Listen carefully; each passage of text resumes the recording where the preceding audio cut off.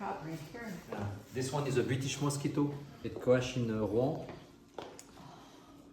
And this one is a British Lancaster. We worked on the crash site with my wife. We know this plane was bombing Omaha Beach on D-Day.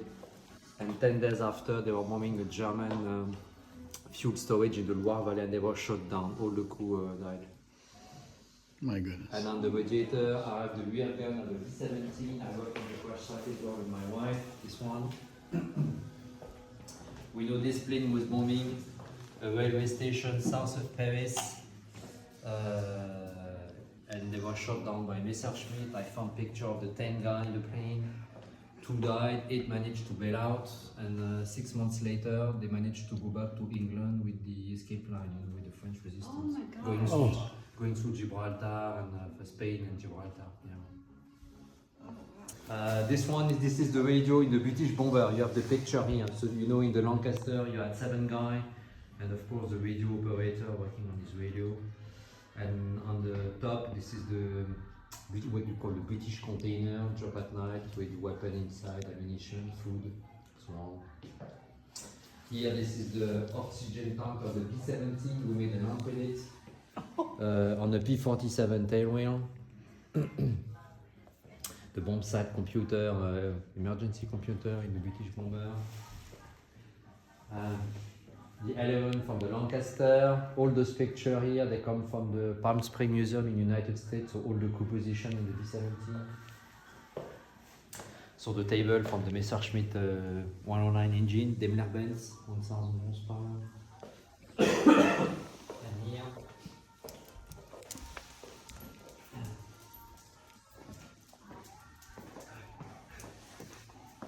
The radio used by the French resistance, you know, to listen to the BBC with all the code.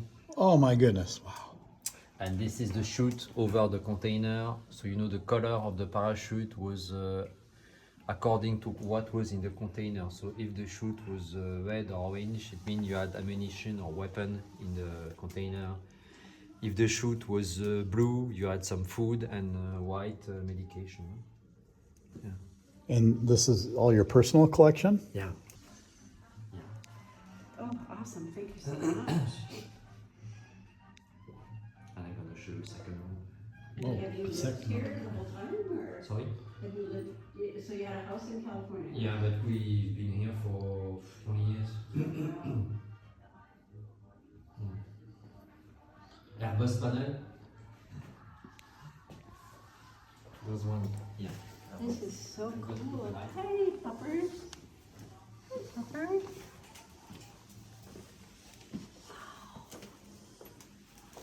What a collection. This is the grandfather of my wife. He was a doctor. He was captured by the German and sent to a prisoner camp in Germany. And this is one part of his letter when he was It's his prisoner. identification Yeah, cards when and he all was that. Oh my goodness. when he was prisoner in Germany. Oh, But he managed to came back. It's very moving for me to see this. amen to you. Wow. It's been really emotional to come here. We try to keep history, huh? We have to. We have to, especially the way times are right now in our own country, for sure. Look at the parachute. This is in 1940 when Germany occupied France. Most of the population they had to get away. So everybody in the street, and you take what you have in your house, and you try to go south. Refugees. Yeah, Yes. yeah. Wow. The Lysander, this plane was used by the French resistance. You know, when they had to go to England, this plane could really land anywhere. You need a field with short landing distance.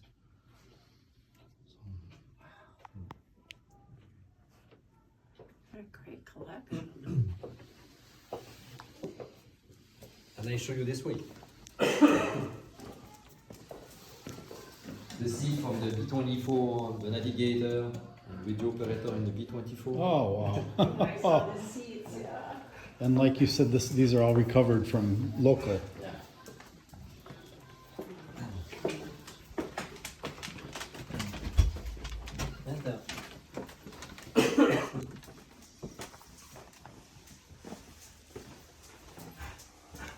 I have some jacket. This is an original map of a bombing raid over Düsseldorf. You have all the flight paths of the plane. Oh. Here's another propeller. Yeah, this one is German. On the wall here, this is what we call the flying nurses, you know, in the C-47. So the picture was taken on the British airfield, B2, just 5 minutes from here. The woman on the right, she was from Australia. I know a lot of guys from the Commonwealth, South African, Australia, New Zealand. And the two women on the left, they are British.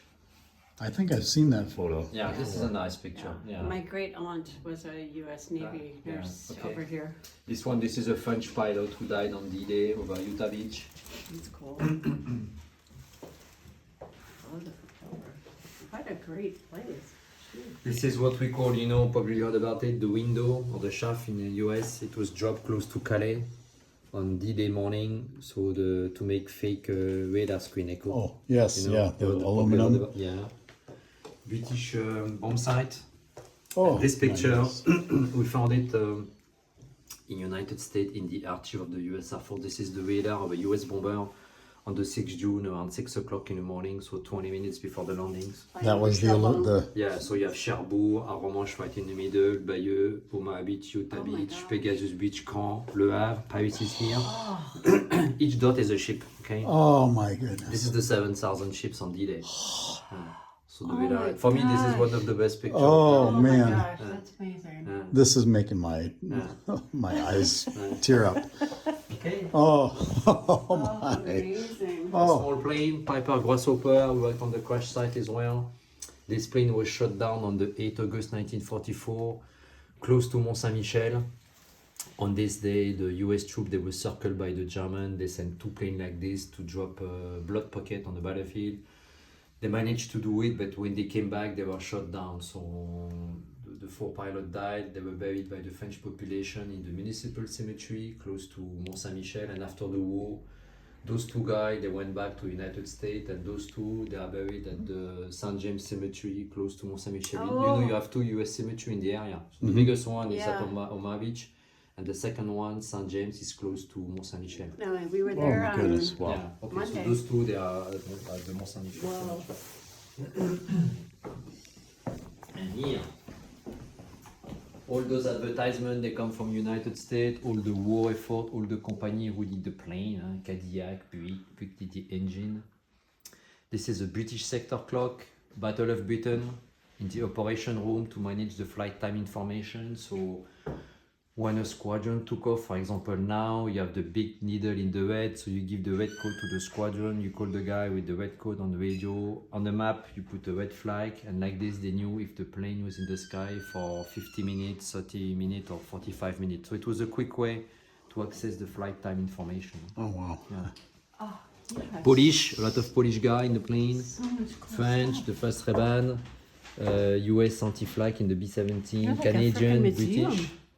Yeah. Man, we just saw all this stuff. This one is a Tillet lamp. You know the British, they are moving at night, so on the British airfield, the oxygen tank in the Spitfire. Spitfire tailway, we made a table with it. US nurse, this one, uniform. The shirt is made with the silk from the parachute. Okay, US Marine uniform. Lamp made by the French resistance to temporary airfield. Okay. Bailout oxygen. The lamp used by the British radio operator in the bomber when they had to keep the silent silence radio. Working for the working, resistance. I would have been one of those people Yeah. out there. I'd have hung about my neck. Would have And been here you fun. have a map of the stars. So the British were moving at night, so they were using the sextant and astro compass to navigate. And this one is a silk escape map designed by the British Secret Service for all the Allied pilots in case of crash, so they could hide this map around the neck, in the jacket, everywhere. And this is a modern plane, Mirage 2000 Dassault. The fuel tank, we made a table for it. Oh my gosh. There's more. Those papers, they were dropped over the town of Caen, you know, when the Allies, they were unable to take the town of Caen, so they decided to bomb the town. Caen Yeah. was destroyed at 90%, so before bombing the town, they dropped those papers to ask the population to Yeah, leave that's- and to go away before the town was destroyed. I heard they kind of missed. Yeah. The drop zone was very Yeah. far away. Yeah. We're The staying in Caen. Gibson radio kite, you know, in the bomber, you have a kind of package with a radio, emergency radio, and the kite was used like an antenna. B-24 radar, P-51 Mustang pilot seat. This one is a Lancaster navigator seat.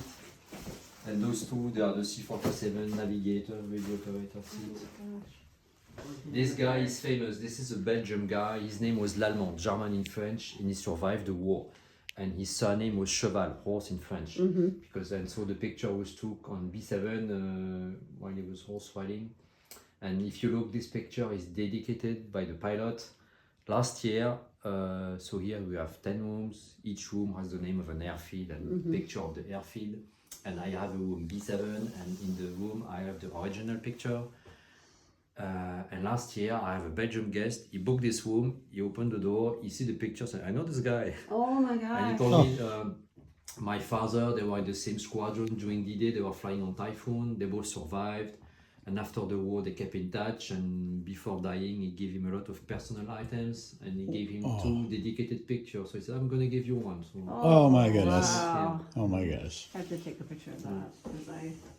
So 90% of the airfield Right, have those. made with this, we call the square mesh track. It was really quick and For easy them to to set. land on. Yeah. That's a lot of metal. And 10% with the PSP, Persil Plank, mainly on the taxiway and on the airfield where you have bomber, they need this. And after the war, when the Allies left, he gave back the field to the farmer. So today, if you go in the area in the fields, and the farmer, they use this to make some fence and to keep the cows in the field. Yeah. So if you see cows with this kind of fence, okay, you know there was an airfield somewhere.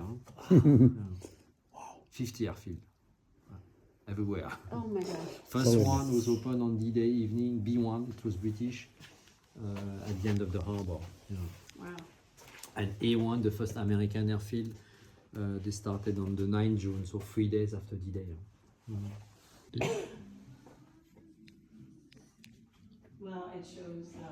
I think the thing that's really impacted me Cockpit is just the recovered tenacity, from strength, Yeah. D-Day wreckage in this area. teamwork, the strength towards Yeah. country. Country guy. Which They we call the don't- country able to. We don't have that anymore. No, it's